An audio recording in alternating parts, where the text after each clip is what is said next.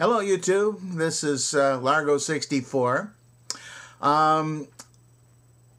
Something came up. Actually, David Randall Curtis pointed out something that he had seen on cable or on something this morning. It was a breaking story from London.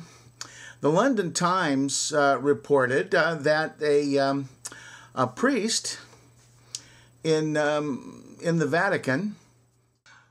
His name is Father Gabriele Amorth.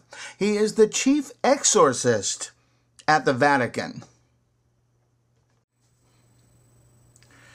Anyway, he was quoted as saying that all of the pedophile priests and so forth were all influenced directly by Satan the devil.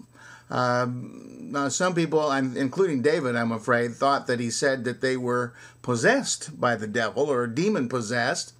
But as an exorcist, he thinks he can recognize the symptoms. He says, no, there are nobody in the Vatican or none of these priests are actually demon-possessed, but they are influenced. They're tempted by the devil. He says the devil tempts everyone, people in politics, in economics, in sport, and naturally he tempts above all the religious leaders. So you shouldn't be surprised if the devil tempts those in the Vatican. That's his job. Interesting way of putting it. The devil has a job. His job is to tempt people. Who does he work for? Anyway, he says... he was asked by an interviewer if he had exorcised any priests in cases of pedophilia. And he says, no. He says, pedophiles are not possessed by the devil. They are tempted by the devil. And he said they don't need exorcism. They need to be converted. To be converted to God, that's what they need. This is a quote directly. They need to confess. They need true penitence and repentance. That's what they need. They are not possessed. Now, he's talking about the subject of the interview was the pedophile priests. So, if priests are not already converted to God, what are they doing as priests?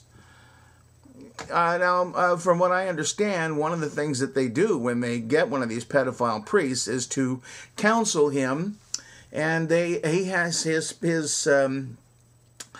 punishment is to do penance and to pray over it, and supposedly he is going to get better. They don't explain why many of these same priests, once they've been through this treatment and are reassigned, tend to reoffend. They don't really explain that. Anyway, Father Amorth says, he was asked, are there any pedophiles or such people like that in the Vatican now? He says, I just see good people in the Vatican, people of prayer, holy people. I don't see any evil.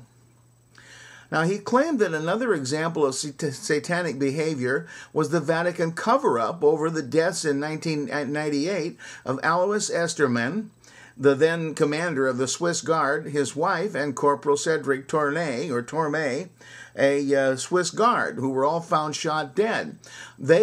According to this priest, they covered everything up immediately. He said, here one sees the rot. So... there's no evil in the Vatican, though. They cover up a murder because apparently it had something to do with some homosexuality issues. But there's no evil in the Vatican. Now, in the past, he has suggested that Adolf Hitler and Joseph Stalin were possessed by the devil. He was among Vatican officials who warned that J.K. Rowling's Harry Potter novels made a false distinction between black and white magic. They really do believe in magic, and they really do believe in demon possession. Amorth told the paper that he knows a thing or two about demon possession and exorcisms because he's handled some 70,000 cases of demonic possession himself.